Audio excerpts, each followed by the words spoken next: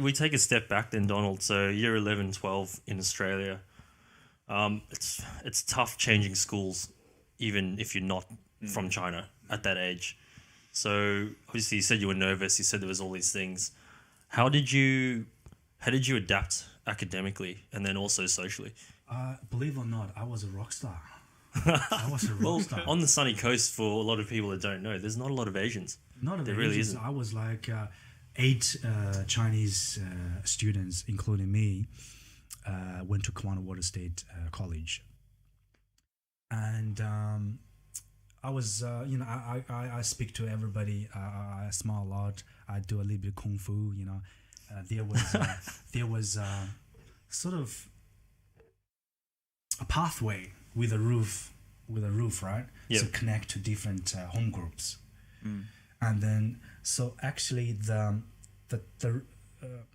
beam, the timber beam of that roof is about 2 meters or something. I just, because I was flexible back then, 17, 18, I jumped quite high. I just jumped and kicked the timber beam. All the kids was like, holy shit, Bruce Lee type of thing.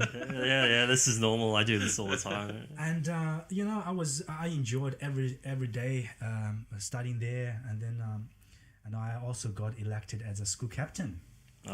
Jesus very Christ! cool. For somebody who couldn't speak proper English and a school captain, purely because of the personality. And then The movie star looks as well. It's must Rock play star. into it. I think so. and so I really enjoyed it, to be honest. In comparison, the rest of the Chinese students were a bit of shy. Yep. Didn't want to talk to other people. Just wanted to stick within their own group, pretty much. It is a little bit atypical, isn't it? Donald's sort of experience. Yeah, not what I expected. I think a lot of the kids would have been exactly like the other Chinese kids that you said were there, kind of a bit timid, sitting back a little bit, but looked like it served you quite well.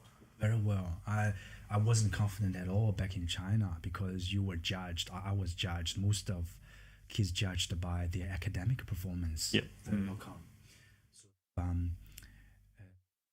when it comes back to this topic, I really think I'm lucky in a sense that I had the opportunity to see both worlds, right? And the Chinese educational system back then was to produce heaps scientists, Yep. mathematicians, or smart people, because of China back then. China back then was behind US and Europe 30 years. People talking about, the US is 30 years advanced than Asia, China, and then as a developing country, China back then could only catch up by producing millions of smart people. Then, but that is not one size for all system. So I wasn't the one benefiting from that system. So I was the weird one, with the bad kid. Yeah. But then, yeah, So is that even with your was your personality the same back in China as well? The bubbly, social kid?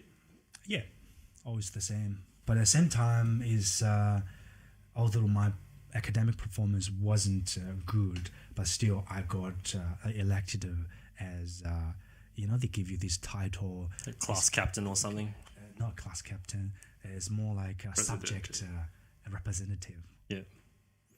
It's funny you talk about that because I was watching a podcast the other day about school, and it was kind of about, obviously it's good to keep up with people your age when it comes to academics and developments and things like that.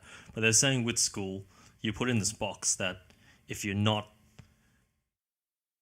this smart at a certain age or whatever it might be, that you're well behind and you're in trouble. And they're saying, well, if that was the case, shouldn't that mean the oldest people are the smartest and the richest?